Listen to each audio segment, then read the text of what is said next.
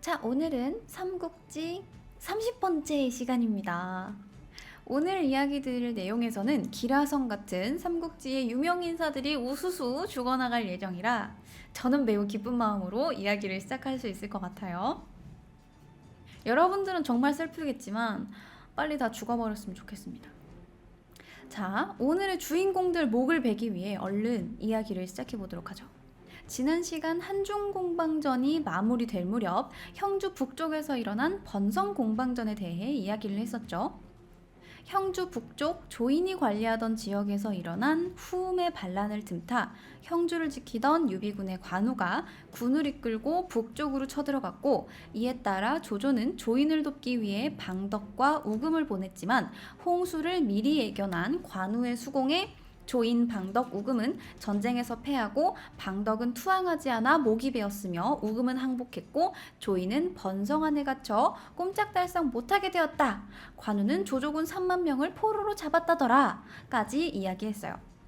그리고 지난 시간 마지막에 이야기했듯 관우는 번성에 갇힌 채 버티기식 방어전을 벌이는 조인을 상대하기 위해 상용에 주둔하던 유봉과 맹달에게 지원병을 요청하고 남군 태수로 있던 미방에게 추가 보급을 요청합니다.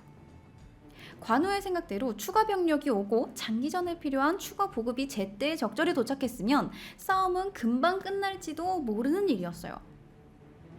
유비군이 형주 북쪽을 순식간에 차지하면서 위나라의 세력이 확 줄어드는 진정한 삼파전을 만들 수 있었을지도 모릅니다.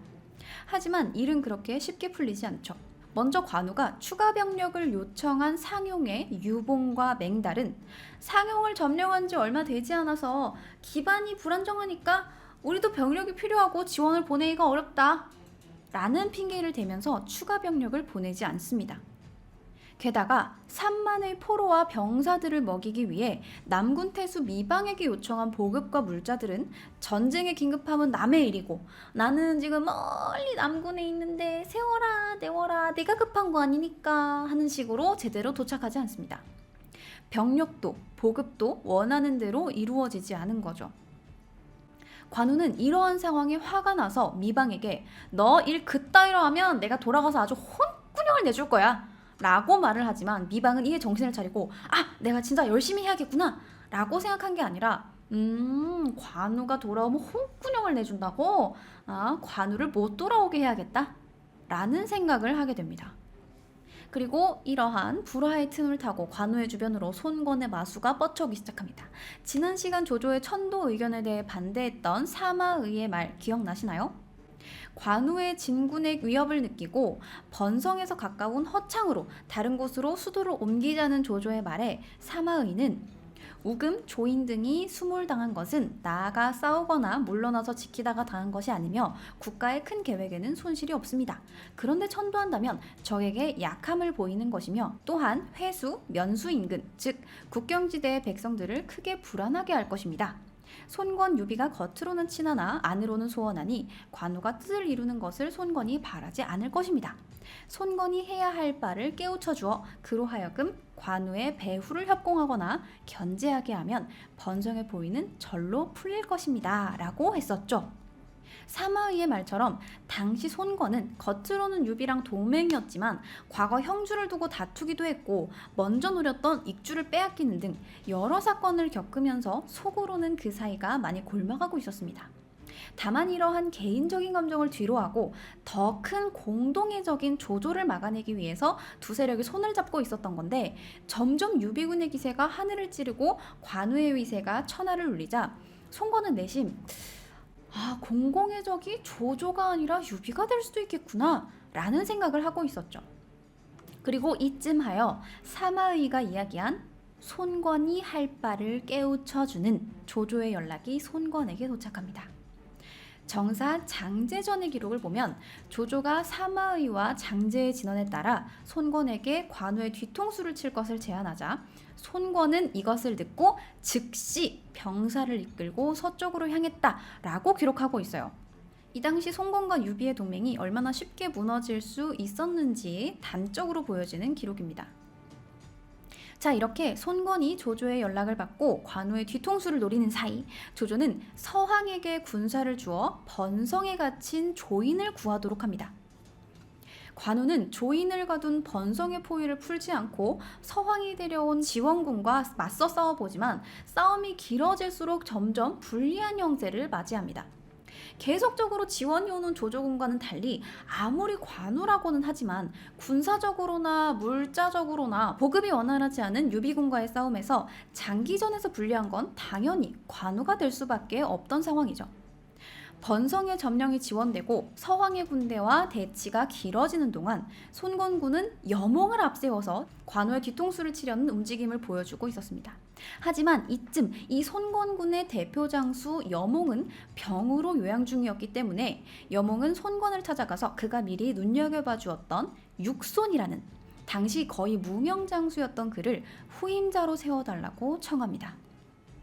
그리고 육손은 갖갓 장수 여몽의 기대에 걸맞게 한 통의 편지로 관우를 방심시키고 형주를 집어삼킬 준비를 착착 해나가게 됩니다.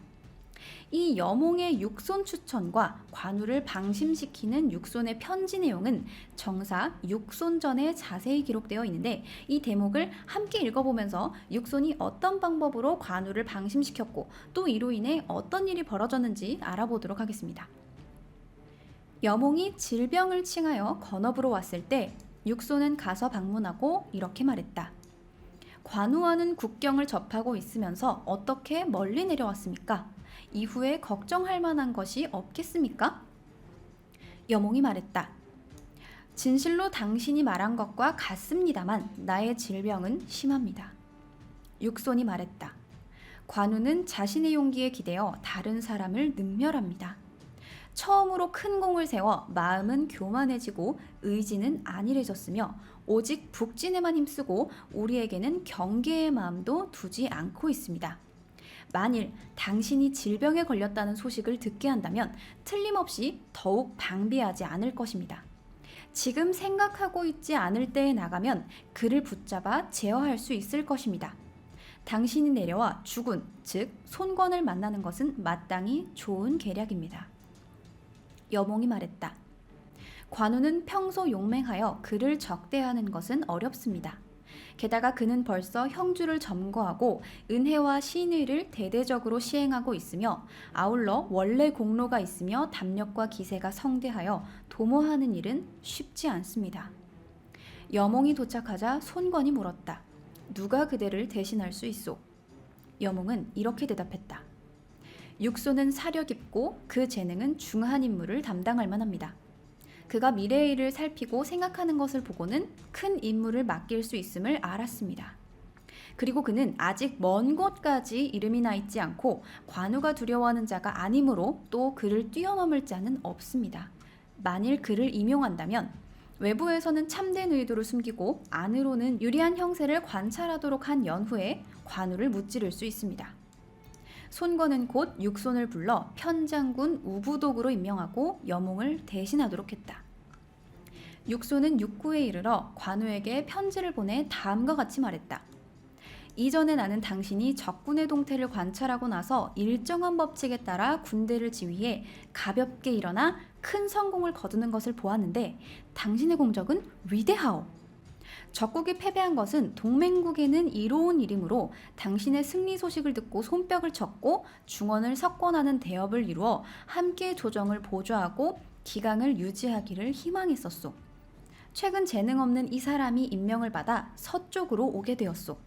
나는 당신의 풍채를 앙모하여 좋은 대우와 가르침을 받기를 바라고 있소.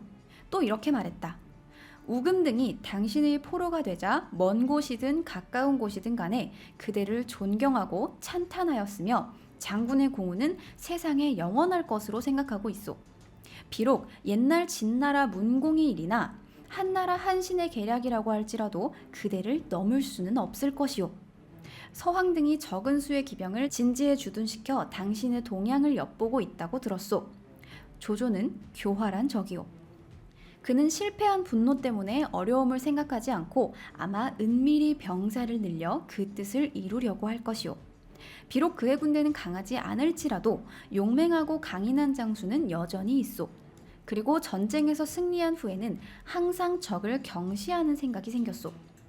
고인의 용병술에 의지하여 싸움에서 승리한 후에는 더욱 경계하고 장군이 다방면으로 방침을 만들어 완전하게 승리하기를 희망하오. 나는 서생으로 재능이 소원하고 학문이 얕으며 행동은 더딘데 감당하지 못할 직무를 맡게 되었소.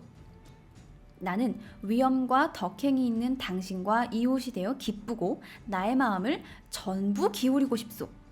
비록 당신의 계책에 부합하지 못할지라도 여전히 그리워할 것이오. 만일 당신의 관심을 얻게 된다면 이런 것을 밝힐 수 있을 것이오. 관우는 육손의 편지를 살펴보고 그가 겸손하게 몸을 낮춰 스스로 의탁하려는 뜻이 있고 매우 방심하고 있다고 생각하였으므로 다시 경계하는 바가 없게 되었다. 육손은 이러한 상황을 손권에게 구체적으로 보고하고 관우를 잡을 수 있는 요령을 진술했다. 손권은 은밀히 서쪽으로 군사를 파견하고 육손과 여몽을 선봉부대가 되도록 하여 공안과 남군을 신속하게 점령하도록 했다. 육손은 곧장 진군했다. 자, 내용이 엄청 길었는데요. 요약하자면 여몽은 육손과의 대화를 통해 육손이 거물급 인재라는 것을 깨닫고 후임자로서 육손을 손권에게 추천합니다. 손권 또한 육손의 이야기를 듣고 그의 계책에 따라 관우를 속이기로 하죠. 관우는 육손이 보낸 편지, 그것도 그냥 편지가 아니에요. 관우를 엄청 죽여 세워주고 육손 스스로는 대단히 낮추며 조조군을 비방하고 또 관우를 걱정해주는 듯한 편지를 받고는 손권군은 우리와 화친을 하고 싶어 하는구나 라는 생각을 하게 되었고, 이 틈을 타서 육손과 여몽의 손권군이 형주로 쳐들어갔다 라는 내용이었어요.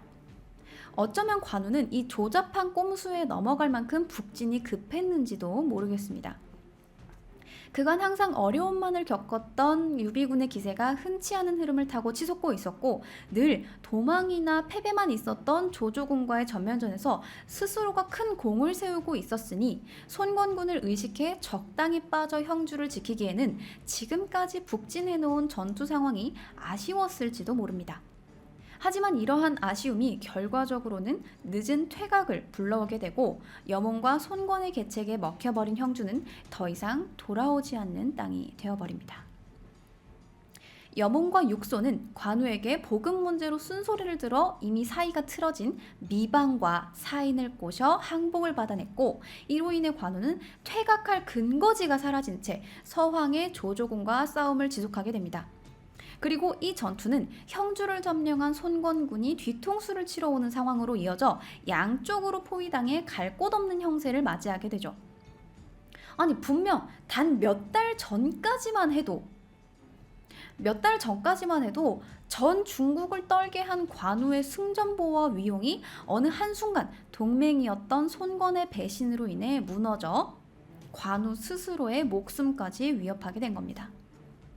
자, 이후 전황은 빠르게 흘러갑니다.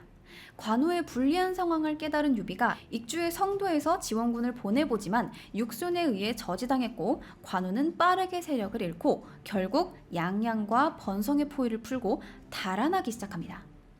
포위가 풀리고 승세로 돌아선 조조군은 달아나는 관우를 쫓을까 했지만 이미 관우와의 전투에서 너무 많은 손해를 입었을 뿐더러 관우를 쫓는 사이 손권이 또다시 조조군의 뒤통수를 마저 칠까 걱정을 했기 때문에 관우를 뒤쫓지 않고 전쟁의 뒷수습에 집중을 하게 됩니다.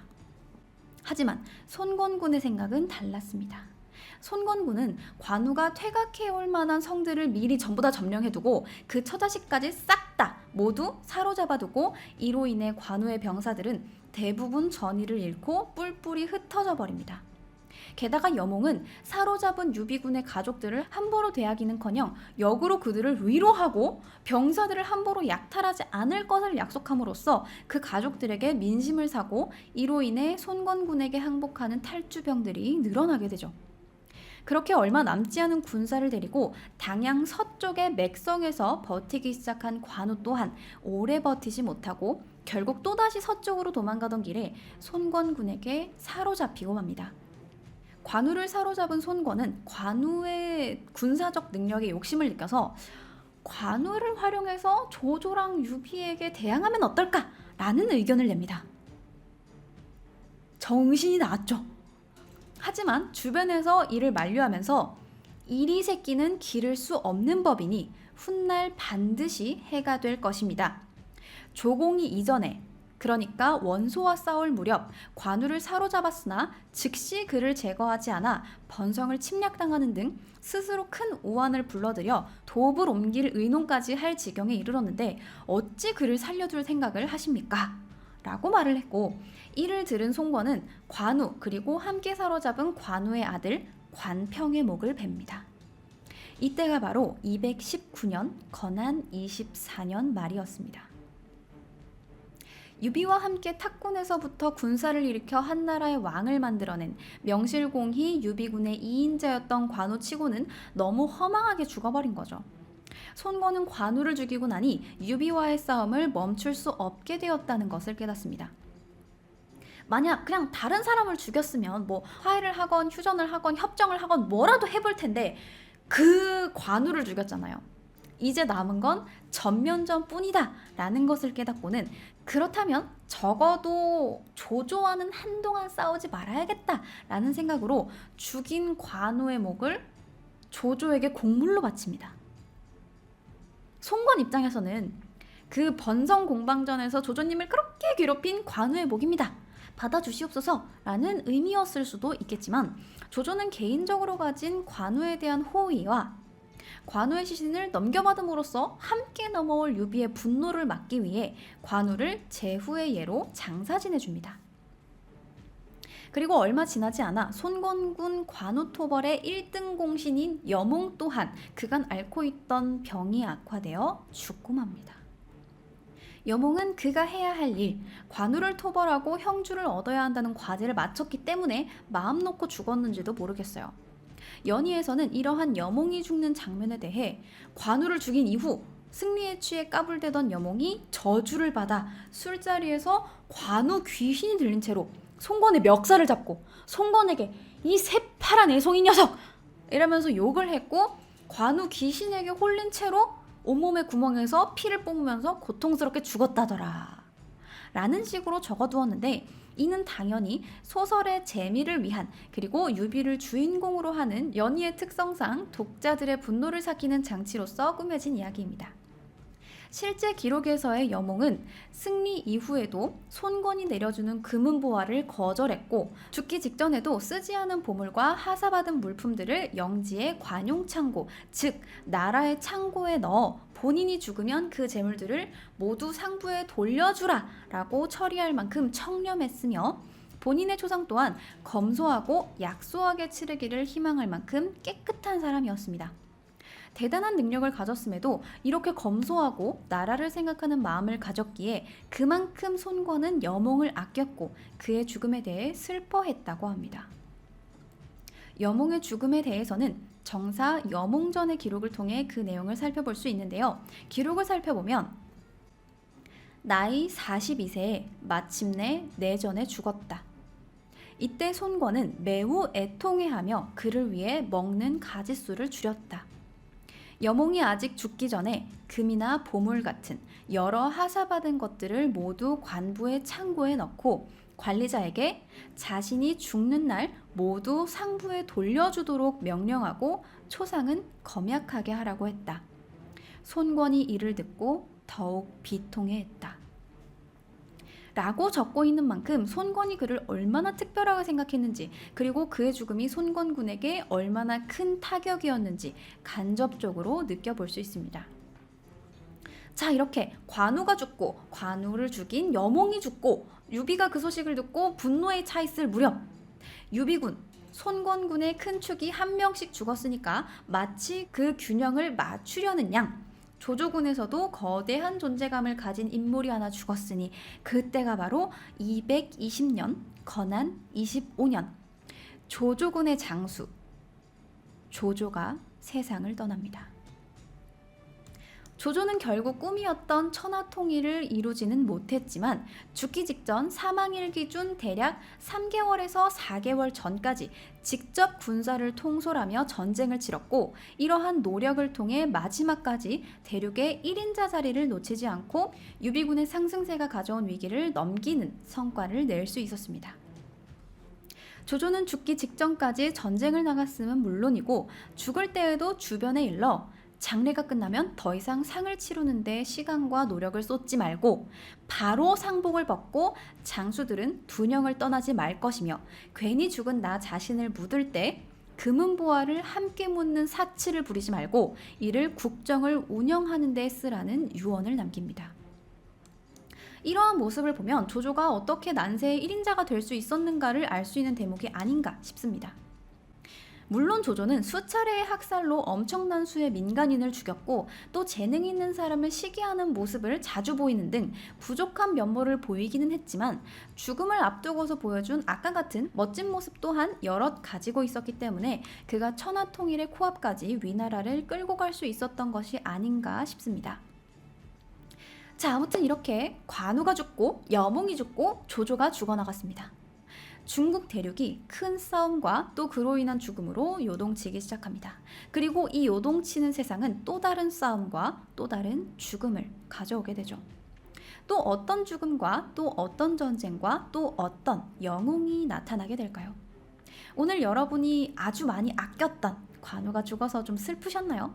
다음 시간에도 여러분들의 마음을 찢어놓을 아주 슬픈 이야기를 가지고 찾아오겠습니다. 그 슬픈 이야기가 무엇인지 궁금하다면 다음 시간을 기대해 주세요.